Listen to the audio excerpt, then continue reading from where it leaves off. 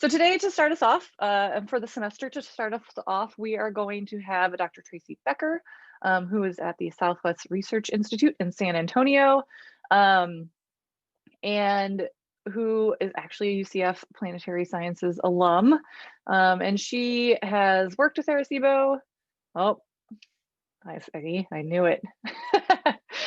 She has worked with Arecibo, and she doesn't actually want to talk today. And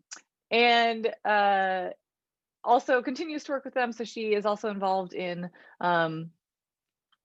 doing active research now, as well as working with them on, for instance, the Arecibo newsletter that comes out, and doing a lot of other sort of active research in terms of future planning and what Arecibo 2.0 looks like. And so, but she did research there as an undergrad for an RU also. And I'm going to keep stalling a little bit. Tracy used Arecibo to look at, so she worked with the planetary radar team to look at asteroids and asteroid dynamics and detect a triple asteroid system. She is going to talk to us today, more generally though, just about Arecibo. Hi Tracy, welcome back. Sorry, of course, as I mentioned earlier, I'm on a loaner computer and apparently haven't shared on Zoom before with this computer. I just joined Zoom meetings, so hopefully I can share now. Okay, you can shoot me your slides if you need to. Yeah, I might have to do that. Oh, no, looks like I can do it now. Awesome. So Tracy is just going to give us a relatively, we're seeing your dual screen, Tracy. Oh, fun. So Tracy's going to give us an introduction to Arecibo, and I'll let you there we go, that's good, sort of reintroduce yourself, and take it away. All right, well, it seems like my now doesn't want to use my headphones, so I'll just go ahead and use like this, and I'll switch back to the headphones. Yeah, hi everyone. So I'm excited to be kicking off this class. Some of you know me, and probably at least half of you know me. I'm Tracy Becker. I did my PhD at UCF in the physics department. That's a picture of me standing on the Pegasus. I did rings studies with Josh Caldwell. But as Dr. Dove was saying, I did a lot of stuff with the Arecibo Observatory, kind of starting out my career when I was an undergrad. I did an RU, which is a research experience for undergrads. For those of you who have not done one before, they're pretty awesome. I don't think any of you are undergrads, but keep promoting them to your undergrad friends. But yeah, so I truly did get my start at Arecibo Observatory. So it's one of those places that, like, I think no matter where I got my start, it would be special to me. But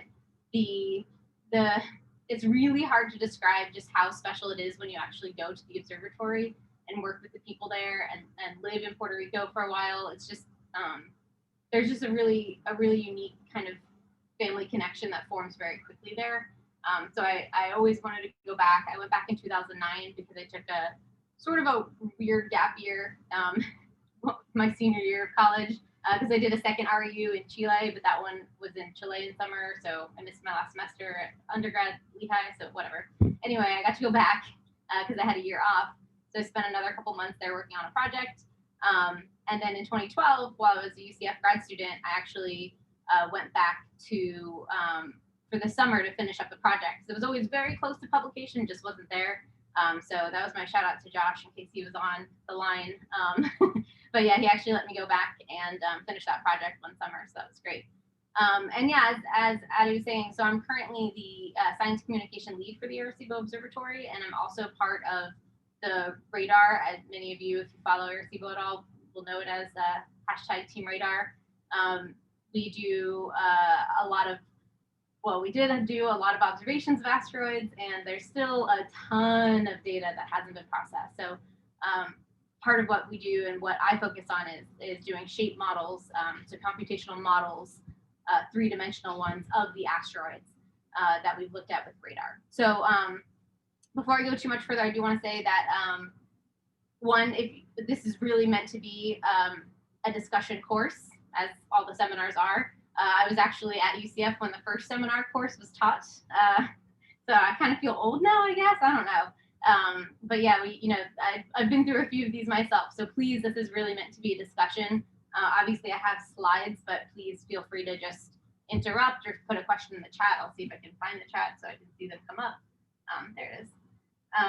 And so, yeah, so feel free to just interrupt and ask questions as we go, so it can be more interactive than just you guys having to stare at your screen and listen to me talk, because I can do that, trust me, I can talk. And I will say that pretty much all these slides were made by Noemi Pinilla Alonso, who's a faculty with, or a scientist with the Florida Space Institute. She's also sort of, I don't actually know what her official title is, but she's been sort of a major player with the Arecibo Observatory, running a lot of the program, especially since the UCF management transition happened back in 2018. I think she's the deputy scientist or something like that. Yeah, she's a major, been an incredible connector for Florida Space Institute / UCF with the Arecibo Observatory, and she's done an incredible job, so I give her a lot of credit. And I give her credit for these slides because I stole them from her with some modifications. You'll know which ones are the modifications. Okay, so you're going to hear throughout everything I'm going to talk about, you're going to hear about in 10 times more detail. But I'm going to give you kind of that overview of what you can be looking forward to learning about in this class.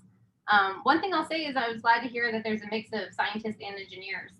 You'll get a few engineering topics, it looks like, based on the schedule that Addie put together, which is fantastic. And also, this really is like an amazing engineering feat. This was built in 1963. It took them something like, I think they started it in around 57, so it was only like 5, 6, 7 years to build this thing. And look at it, it's massive. It was the largest radio telescope, single dish radio telescope in the world, until the FAST telescope came online pretty recently in China. Even still, that does not have this massive 900-ton dome that floats above. Can you see my mouse kind of pointing to this massive dome floating above the telescope? That enables the active radar, and FAST does not have that. So while Arecibo got demoted to second largest radio single dish telescope in the world before its collapse, it still had capabilities that just completely beyond anything else on the planet, in size and sensitivity and power for radar. Every box you can look at, it sort of beat it. So it's incredible. It really is an incredible facility. Its main purpose is actually, and you'll hear a lot more about this with the history class, but it was actually created it was kind of built in the works with like the Air Force. It was meant to really study our atmosphere and the ionosphere. So sometimes you'll see it be called like NAIC, the National Aeronautics and Ionospheric Center, something like that. The ionosphere was really the key. So the space and atmospheric science, it really can do a lot with understanding our ionosphere, which makes it really powerful. And then people were like, hey, actually, this will be great for some planetary stuff too. So that's when a lot of the planetary stuff got incorporated. And then, of course, once it was built, it's like, hey, we can actually just do a ton of astronomy in the radio as well. So it all sort of came together, in part driven by one field, but really it got built the way it got built ultimately to accommodate a couple of these fields. And that really made it a leader in all three, which is impressive. So the telescope has kind of had a transition of different management. It was typically run by Cornell for most of its lifetime. And then a couple of years back, it was managed by kind of 3 organizations that were sort of this triad running it. And then 2017, University of Central Florida with Young Enterprises and the Universidad Mendez, they ended up winning a contract with the National Science Foundation to operate the telescope and manage the telescope for 5 years. So you'll see a couple places where it runs on 11 million a year. That's still true to my knowledge at this point. A lot of these slides predate any changes that may have happened since December 1st when the telescope collapsed. This kind of detail slide that maybe you don't need to know too much about, but basically this, a lot of the funding came from NSF, a huge chunk came from NASA, which is of interest to the planetary science folks here for sure. And then, we were working on getting different ways of funding and maintaining the levels that we always had. The goal for the National Science Foundation had always been to start to reduce their contribution, and UCF, won the proposal with this ideas for how they were going to increase funding outside of NSF, so NSF could contribute less to the overall costs of the facility. Yeah, there's some interesting. It's interesting how different facilities are managed, and for the most part, right, like radio or space-based observatories and space-based telescopes are run by NASA, so they're generally built, paid for, et cetera, run by NASA. But then most of the ground-based observatories actually have been originally built through funding from NSF or through other organizations. And a lot of them are still maintained and managed and run by NSF. But as is obvious here, and as Tracy mentioned, like if NASA sees, for instance, if NASA sees that facility as being beneficial to them, they will either pay for grants to like help use the observatory, or they will put in some funding that is used to actually help run the observatory as well. But typically, the way NASA does it for ground-based telescopes is that they provide funding to like use the observatory and do observations a little bit more than paying for the facilities and management and stuff like that. Yeah. So it's an interesting structure in that way. Yeah. And they're, NSF is responsible for building all of the newer telescopes too that are ground-based and coming online. So there's always limited resources, and where to put them is a challenge. Yeah, it's a challenge with ongoing missions, right? Like NASA builds missions that are only supposed to last a couple of years, but oftentimes they over-engineer them and then they last for, like the Mars rovers, right? Last for 10 years or something, but you have to keep paying for that stuff. And so it's harder to build new things if you're still paying for old stuff. So there's always this sort of tension between sort of moving on and moving to the future missions, and then but continuing to use amazing facilities that are available. So it's a challenge. Yep. Yeah, so this gives you a kind of a brief overview. So you can see here, this is the dish. This is 305 meters across, something like 1,000 feet. It's 3 football fields. It's a massive, insanely massive thing. The visitor center. So I wish I had some picture. There's tons of pictures coming up, but it's hard from this scale. But basically, you come in and you park. I think the parking lot. Now it's hard to tell from this angle, but I think when you park, you then have to walk up this very steep kind of. It's not too steep, but it's pretty high up. Like you have to walk up a ton of steps. And you walk all the way up to this visitor center. The steps kind of wrap around, but they do have a cool little solar system thing as you go up. So you start out at the sun or at Mercury, and as you go up, and then when you're up here, you look across, and like I think it's Neptune, or I think it's Neptune is like out over here on one of these poles from there, as like to show the scale of the solar system. It's pretty cool. Somebody who's going to watch this that works at Arecibo and be like, Tracy, you're an idiot. I forget which planet it was. It was one of the farther ones. I don't think it might have been Pluto, but I don't think it was. So anyway, so then there's the high frequency facility. You'll see that abbreviated in this talk as HF. This is a facility that works with the ionospheric studies, and I'll talk a little bit about that. Over here with basically the office buildings and the library, and they had little trailers. That's where the RU students worked in the summer. And where you'd sit, and the control room for the telescope and everything is over here. So here's just a series of pretty cool images. So these are old school images showing kind of as they were constructing the telescope. Currently there, or just before the destruction, really, there were 38,000 some aluminum panels that were 1 by 2 meters each. To make this spherical reflector of the dish. These things, you imagine, so here's what they used to call it, I think the chicken wire version of it. And then they put in more of these flat panels. And there's actually these like shoes that you can wear to walk on them, where they're also just these like big metal shoes. But one thing to note is that, this isn't a perfectly smooth,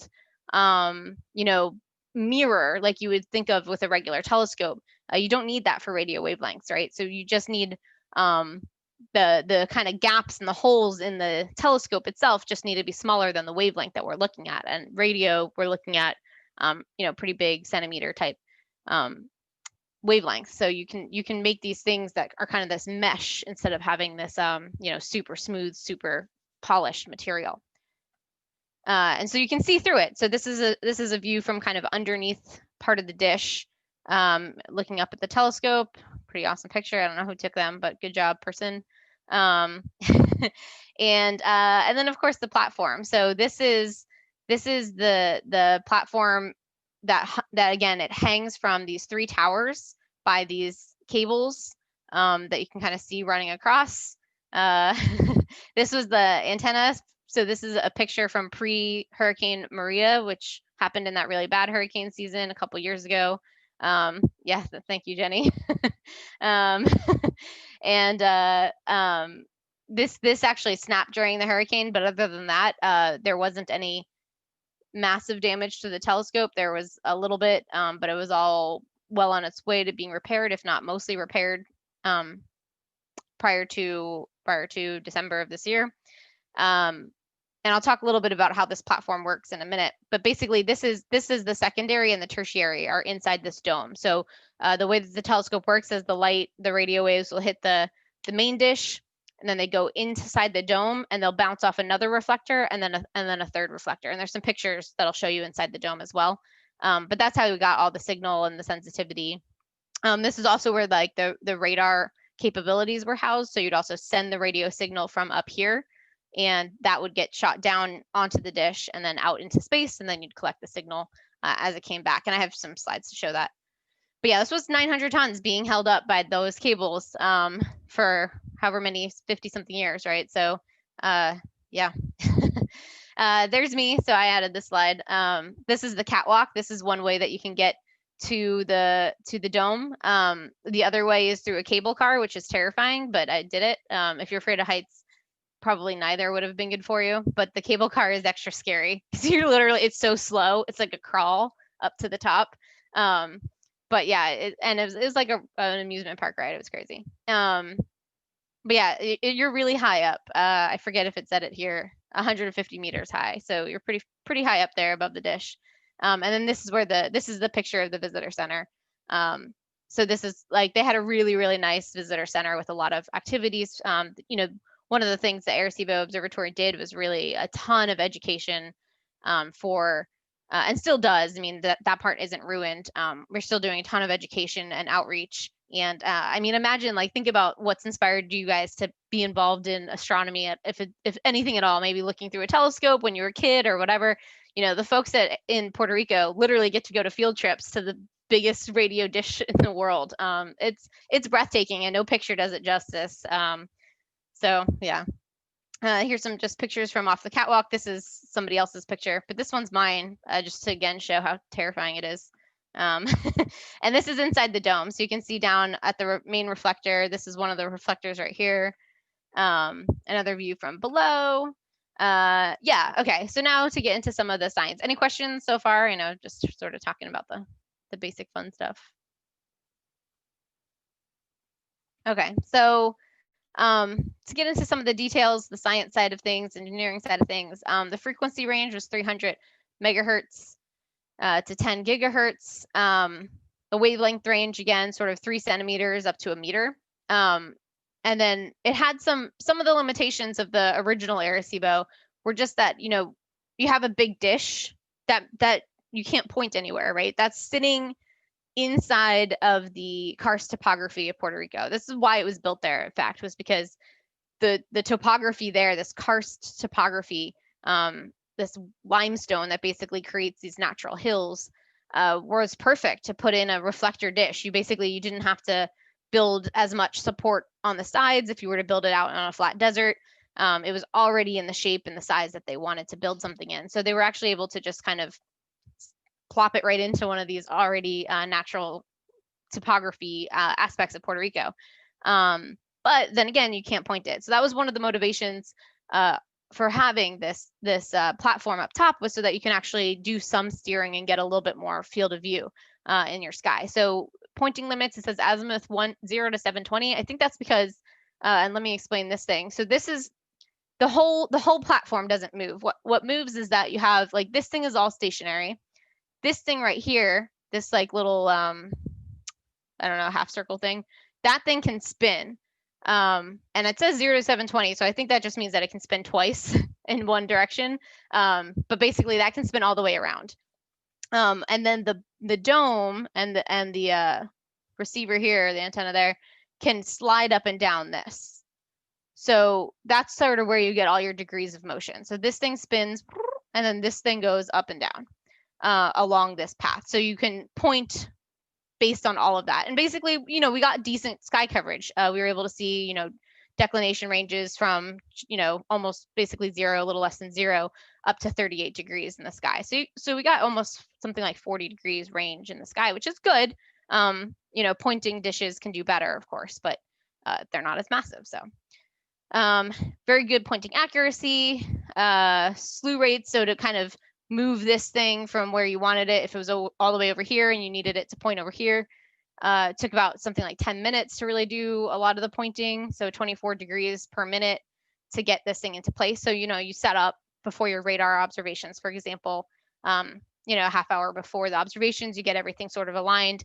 And then as the asteroid moves, it's moving fast, especially because these are near Earth asteroids, but we were able to track it. So it's not like things were getting lost from us. And of course we could look at planets and stuff too, which don't really move at all in a few hours. So, but eventually the asteroid would always move out of the spot that you were, out of the field of view. And so you'd only get a few hours of observing a specific target. So there's a question, wasn't there some sort of impact crater that made the specific location extra optimal? I don't think so. I don't think there was an impact crater. I think it was just this karst topography. So all of it, it's hard to tell in these images, but if you just kind of Google that, it's just that the whole area is just kind of these like hills basically. And that's all due to the limestone. So the rain and the water basically kind of carving out this very like hilly area on the island. And beneath it is, water sources and stuff too. I could be wrong, but I'm pretty sure it was just that. If somebody looked it up, that works. I think that's, so it's basically like a big sinkhole. So yeah, it is a sinkhole. Yeah, sorry. they're all sinkhole. It's just constant sinkholes across the island. Oh yeah, I guess in Florida you have to think about sinkholes too. Yeah. Yep. It's been a while since I've had to worry about that. That's why I need to escape back to San Antonio. So Arecibo, I sort of touched on this. There's 3 major areas of research. Space atmospheric sciences. They did a lot of stuff with space weathering, ionospheric modification, which is really cool. They basically can actually intentionally heat the ionosphere and then see what happens to the ionosphere and then observe what happens. So like, when you try to study things like the atmosphere, it's a giant plasma, and it's really hard to study plasma in a laboratory because the whole point of plasma is that it doesn't have bounds, and so doing it in the atmosphere gives you a lot more real information about how the plasma works, because you really do have that whole atmosphere to look at. And so you can get extreme weather conditions. So they were studying certain elements of the ionosphere. They did a lot of cool stuff with like meteor ablation. As meteors come in and it deposits metals in the atmosphere, you can actually study those. So there'll be a lot more discussion on that in some of your future talks. Planetary defense, so detect and characterize potentially hazardous near Earth asteroids. These are asteroids that are coming, possibly within a few lunar distances, if not closer. Some of the bigger ones can be a bit farther than that, and you can see them. And did a lot of stuff with Mercury, Venus. The radar can penetrate through the Venus's clouds, so you actually could see the surface of Venus. It was the first detection of Mercury's spin was actually made with the Arecibo Observatory. It looked at Mars. It looked at the moons of Jupiter. Basically, you could get kind of information from all parts of the solar system, all different objects. And then radio astronomy. New galaxies, planets, stars. Pulsars was sort of one of its key components. And these fast radio bursts were sort of the mystery that they were kind of tracking down just before the collapse. The pulsars were kind of used also to study gravitational waves, so you'll probably hear a lot more about that in the Astro Talk. But yeah, so here's some of some of the highlights. I mean, I can send you a ton more stuff that shows all the major things, but you know, Arecibo data ultimately created this Nobel Prize in 1993 by confirming the first binary pulsar. So pulsars are these, you know, I think most of you might know, but they're like these the remnants of a massive star that's gone supernova. They're basically neutron stars, but they have for whatever reason high energy coming out of their poles that are, and as they spin in these really, really fast spins, we see these beacons of radio signals. Ooh. And the first binary pulsar, actually, you can tell things about like the theory of relativity based on how those signals get warped because of how fast the things are moving. So you actually get like a lot of studies on pretty much every article I've written about the pulsars at Arecibo involve like, and we tested this crazy aspect of Einstein's theory of general relativity that we never tested before. And it's like, we're still testing that theory, again, using Arecibo data, which is cool. Detected the first millisecond pulsars, mapped Venus, near Earth asteroids, finding them as binaries. So an asteroid can have a moon. Who thought? Oh, I didn't realize this one made it on here. That's perfect. My next slide talks about how the discovery of the first triple asteroid system was probably the most important work ever done at Arecibo by Becker et al. 2015. But this is the kind of stuff that we do a lot with the radar data. So this is the radar data. We create computer models that can simulate that data, and then what the three-dimensional model must look like. And we include light curves from regular optical telescopes as well. And this one had 2 moons, which was crazy. It's the first time we found that. And we found, I think, 2 other systems since then that have 2 components like this.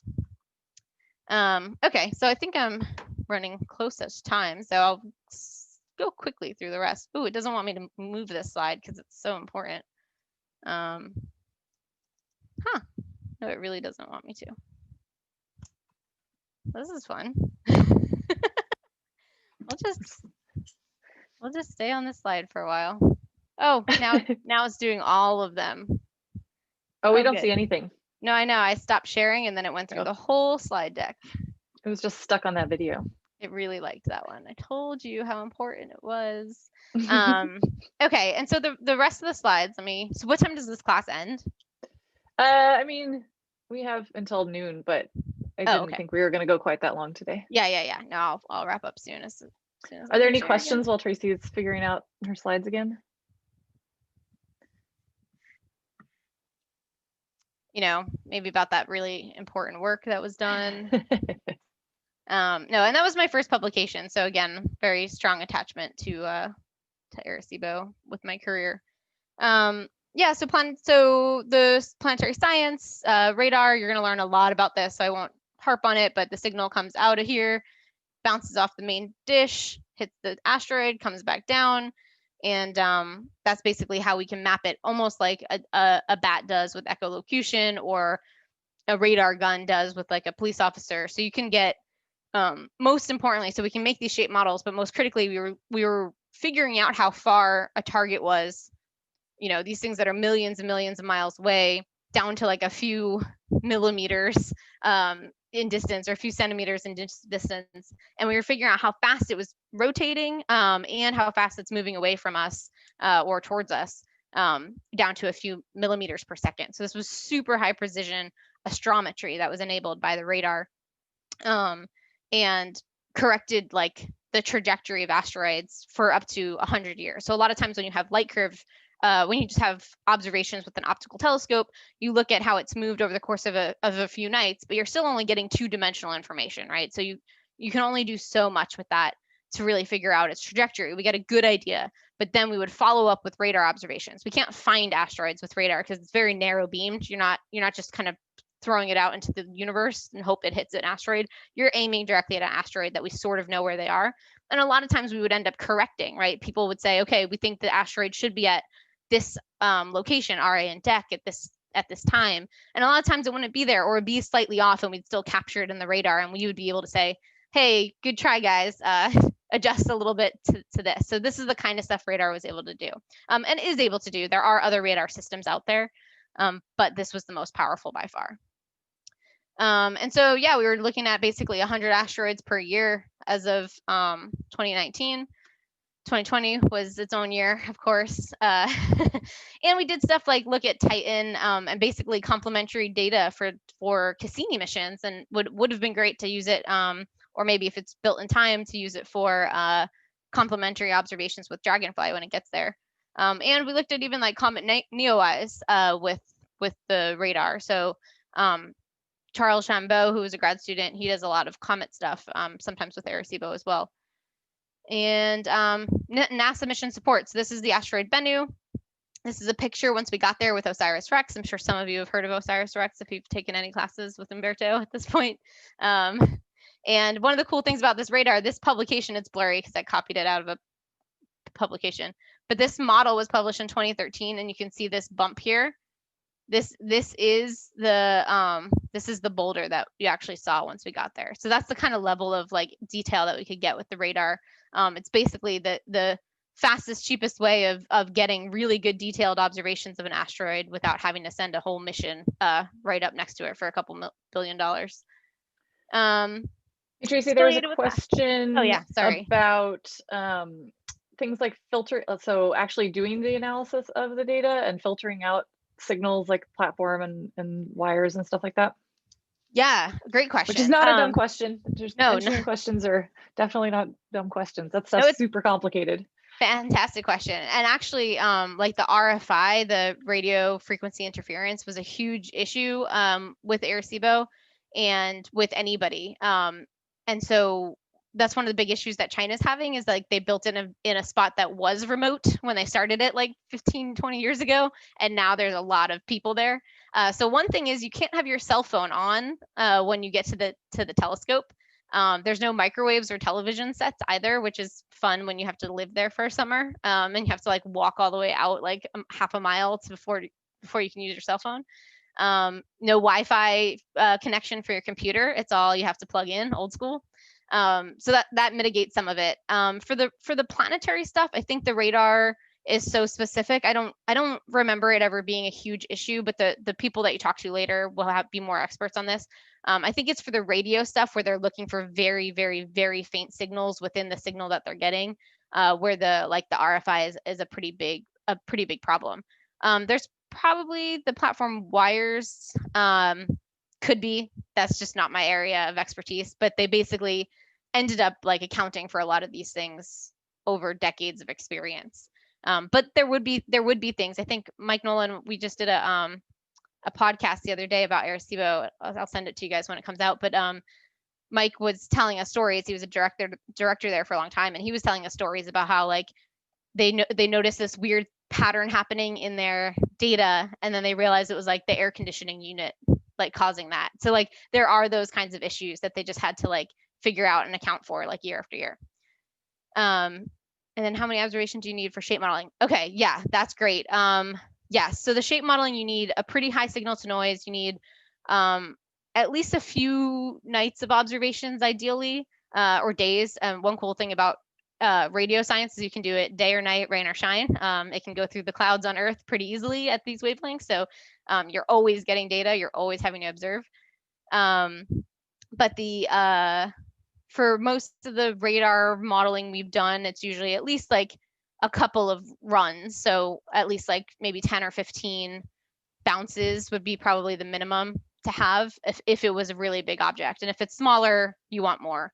But certainly having a full rotation is helpful. And then you can add again like optical observations that help figure out that rotation period as well, in case you're looking at it kind of head on and you're not really getting the spin with the radar. You'll need all of that information to supplement it. Yeah, awesome questions. Okay, yeah, and we do stuff with class. Woo! Which is, if you don't know what class is, that's the Center for Lunar and Asteroid Surface Science, as Adia said at the beginning of this, which is sort of one of the main SSERVI nodes that also supports the Arecibo Observatory. Yeah, so radio, I said pulsars, it's sort of a big one. All of these articles, I wrote some of these, so I know what these all were, but looking for fast radio bursts, modeling the temperatures of molecular clouds, looking for these crazy explosions and understanding what caused them with radio. Those are sort of highlights of what you can do in astro. Again, pulsars being a big thing. What they were doing was trying to look for this program called Nanograv used two major radio facilities, the Arecibo and Goldstone, to look at how pulsars were being affected, the timing of the pulsars were being affected potentially by gravitational waves. So like all those crazy cool, like coolest concepts in astro were being done with Arecibo, which is awesome. And like a lot of awards besides in addition to the Nobel Prize, we got awards that were like this Henry Draper Award for three-dimensional view of the large-scale filaments of the universe. Like people didn't realize all of these connections between galaxies and stuff that were happening at these, only radio wavelengths that you could see them. So there's some really cool science you guys can look up and you'll hear more about. And again, space and atmospheric. So they're studying all these different regions. They love talking about the F region. I truly don't really know much about that and didn't until I started writing all these articles for them. But the F region is sort of just a certain layer in the atmosphere, and Arecibo, because they've had such a long-term data set, they're able to see how the F region has fully come down. So one thing, one important argument for Arecibo science and to rebuild the telescope where it is that we already have this amazing long sensitive data set for studying things like climate change. And so we can keep studying it in that same spot. We're going to have this huge, amazing baseline of data. If we build it elsewhere, you lose that. Anyway, so then, yes, they study space weathering, solar wind. You'll hear all about that from Cristiano. And for me, the coolest thing. I want to make one quick comment on that. So it's space weather, not space weathering. Oh, sorry. Did I? Is the processing of like planetary surfaces, and space weather is like solar wind and things like that, where you actually have like plasma and charged particle interactions in space. Thanks. Did I say weathering? Nope. That's a natural. That's a natural planetary mistake. Yeah, sorry. Space weather. So basically, what's happening because sun's sending out their own stuff into space and how that's affecting our nearby Earth versus space weathering, which yes is the processing on the surface of asteroids and the moon. Yeah, so they also have radar with the ionospheric studies. And again, they literally heat up the atmosphere. It's one of the only facilities that can do this. And of course, being the biggest dish, it was the most sensitive. So they can actually heat up the atmosphere above and see how it reacts. And one of the articles I wrote for them, which was so cool, was like it created this massive cavity, and only temporarily, but it's crazy to think that we're just like literally modifying the atmosphere right above us in Puerto Rico. It's kind of cool. But of course, all of this has applications for GPS and for, if we have space weather in the area of our satellites and our GPS and all of that stuff, that can have major issues. So you can actually detect some of that a few hours in advance, because if we see certain elements of that coming from the sun that are moving at the speed of light or just below, we can detect that before some of that plasma comes and hits the Earth. There's also the Carla facility that they're building on the island of Culebra. That'll be cool. This is again looking at some of the metals that are deposited in our atmosphere due to meteors burning up, which is pretty cool. And the LIDAR project, that facility and all of that stuff is still operational. Correct. Yep. Yeah. So there's still plenty of stuff going on. This Carla project that's going to look at the Saharan air layer, so like all that dust that comes over. That one is still being built, so that's new and coming online next year. Okay, and then we'll get to the wrap up. You can look up these videos. I'm not going to show you them, but August 10th, one of the auxiliary cables connecting the platform to the towers failed. It damaged some of the panels. This was the dramatic image that was shown. It damaged the dome as well. And it was a problem, but it was a fixable problem. And we were working on the solutions when on November 11th, 2020 struck again and a main cable broke. Turns out the auxiliary cables were actually really important. Even though they sound like they're auxiliary, they were critical. they're still trying to figure out what caused this. You know, it could have been probably a lot of it just the age. I mean, these things were put in a long time ago. The problem was that the August 10th one, when that failed, you know, they started doing all these modeling and figuring out how to address the problem. The other cables were modeled to still be, you know, supporting more weight now than they had to before, but still only 60% of their predicted maximum load. So we didn't think that the next cables were going to break, but but they did, and they broke in a different way. So this one fell out of its connector point at the tower, whereas the rest of the cables actually just kind of snapped in places. And you can watch the videos. I didn't want to cry in front of you all, so I didn't put it. This was the final breaks happen. They pretty much knew once this one happened. A couple days later, the National Science Foundation said that they planned to decommission the telescope. Even if they had decommissioned it, the goal was to bring down the whole thing safely and orderly. But gravity had its own way of handling things, and this was the resulting collapse on December 1st of 2020.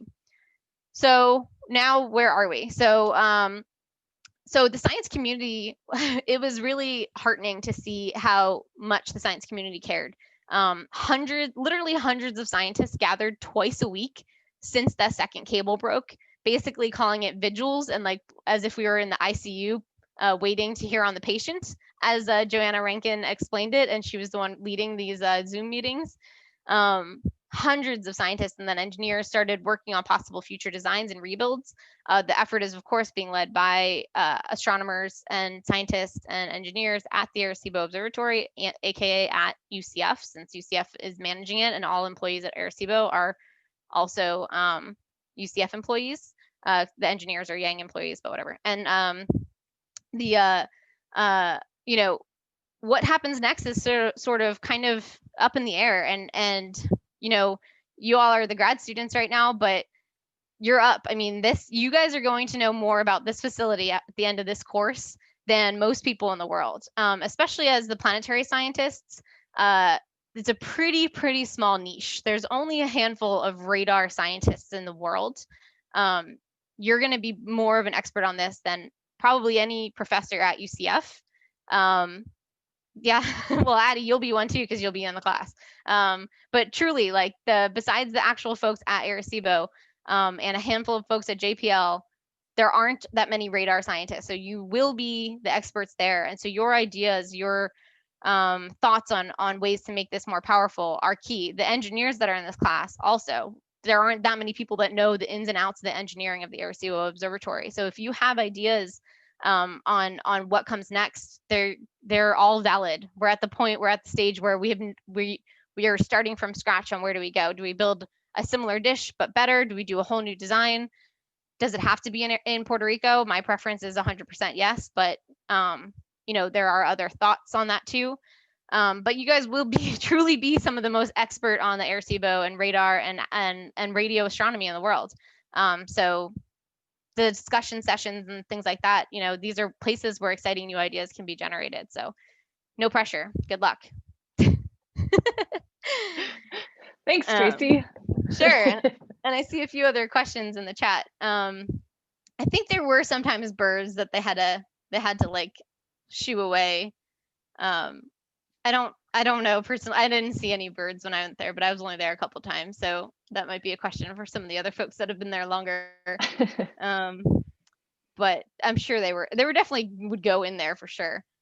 What some of the projects that you mentioned are still operational? Is that data had been? Yeah, so the question is, I'll summarize, okay. Or Robert, you can ask it if you want. Yeah. I guess just since you mentioned that there are other projects that are still ongoing at Arecibo right now, is it that the data had already been taken with the main dish, which is now kind of unoperational, or is it that you have other diagnostic equipment that's at the observatory that necessarily don't involve the main dish that are still operating? Yeah, so both. But primarily when we mentioned that the LiDAR observations are it's their own building, their own facility. This is at optical wavelengths. So this is just completely separate from the telescope and was not damaged at all by the collapse. So those kinds of new observations are still being conducted. And that Carla facility is going to be built, and we'll study the atmosphere right above it on the little island off the coast of Puerto Rico. But yeah, anything that was used by the main dish at this point, those are all, there's still tons of work to be done on that data that exists that we haven't looked at yet. And then Rachel had asked where else they're considering rebuilding. So I will say that from any serious conversation that's being led by Arecibo or UCF or FSI folks, there's been no discussion of building it anywhere other than Puerto Rico, which I think is the right decision personally. But just some people have talked about, there are definitely drawbacks to being in Puerto Rico. Basically you've got all this steel in a place where you're just constantly, you're not that far from the water, from the coast. You're getting a lot of salt water erosion happening. You have earthquakes, you have hurricanes. There are drawbacks to being in Puerto Rico. So, you can do different band passes if you're somewhere drier. One of the benefits for the band passes that were done was that it doesn't matter being in Puerto Rico. If you have clouds or rain, you can still do all the observations. But if you do build it in a desert in Chile or Texas or wherever, you'd have different problems, but also different solutions to some of the current problems. So yeah, I haven't heard any serious discussions about moving it somewhere else, but I've certainly heard suggestions for it. Yeah, and one of the things we can do this semester is look at what are the other radio telescopes around the world and where are they and why are they where they are. And a lot of where telescopes are built, sometimes it's very so when you're doing like optical or even especially IR telescopes, those have to be built in very specific locations. Like typically those are at high locations, so you're sort of don't have to deal with a lot of the atmosphere. But as Tracy mentioned, for radio, you don't need that. And a lot of but you need a lot of space, which is a little bit different typically. So, and there's different types of observatories that observe at radio wavelengths, because there's also interferometric observatories like the VLA. So we can look a little bit at those throughout the semester and see sort of like what are the pros and cons of different types of radio telescopes, and how that might influence like the future, the Arecibo 2.0. Yeah, and the arrays is a great point. So doing the interferometry where you have sort of a bunch of smaller dishes that are a little bit more manageable than having one giant dish, that's definitely one possible option, even in Puerto Rico, but you have to get them all aligned in such a way or whatever. And one cool thing that Arecibo was part of as well is that, there actually is this thing called the Very Long Baseline Array, where they actually would connect a very long interferometer, whatever. Yeah. Interferometer, yeah. The VLBI. So where they actually connect telescopes all across the world, use them simultaneously at a single object and get like the most incredible sensitivity. Your resolution, I think, degrades when you're, having things that are really far apart, but you get this really, really high sensitivity, or vice versa. I forget, one or the other. But anyway, it improves the ability to see things. So for example, when they took that picture of the black hole for the first time a couple years ago, that was big news. That was using a bunch of different radio telescopes. Arecibo was not involved in that one. I think it was a different wavelength, but that kind of stuff Arecibo has been a part of. So a lot of these VLBI, especially with the European network, the EVLBI, whatever, they would use Arecibo plus a bunch of other telescopes to do these really, really, really sophisticated observations of a really distant target, usually astrophysical targets.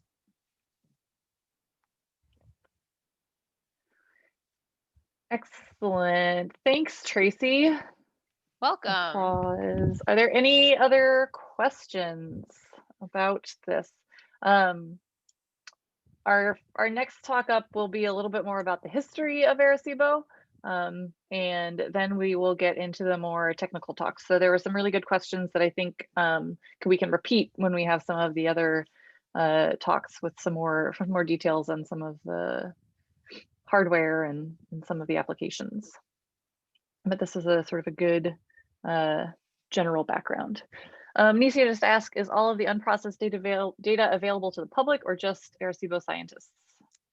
So it's a Good question. The radar data right now is hard to access or understand without the connection to Arecibo, but I know that part of what they've been doing for the last few years is preparing it for like the PDS, the planetary data System. compository system. So it's just hard because it's so specific and so different than most other data. But they have been working on that. So it's meant to be public in many ways. So it's one of those things where nobody's hiding it. So if somebody wanted to use that data, you could just reach out to the Arecibo folks and they'd be happy to have someone help them work on the data. But it's not quite as available as a lot of other observations are naturally. And I'm not sure as much about the actual astronomy side of things. I don't know. It's a good question. Yeah, it's interesting. So in planetary sciences and with like all the NASA missions, all of that data is required to be publicly archived because it's NASA missions. And it's usually within like 6 months technically of when the data is processed, those missions will make it available on this sort of publicly available website. The challenge with that is always that there's like the raw data, right? So there's data that's completely unprocessed, but it's the data from the spacecraft. And then there's usually different levels of data. So different processing levels that are available then as well. So like with any observations, right, there's always calibrations and all that stuff. And anyone who's used some telescopic data knows that you have to like figure out how to process it. And the challenges, and somebody asked a great question earlier, the challenges of like removing noise sources and all of that, right? So it's different challenges for radar data. And as Tracy mentioned, it's been a relatively small community who's used this data. So I think, yeah, just like having that available and having different process levels it's not quite there yet, but there is funding to work on the archiving of this. And we will have someone that talks about that this semester. And then just sort of making that available and what you do with this massive amounts of data that we have.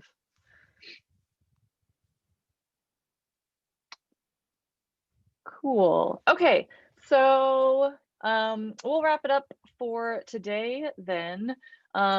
Just a reminder that we will have just a short class on, let me actually stop recording. So thanks Tracy again for the presentation today. And thanks for the good questions from the audience. There's virtual applause.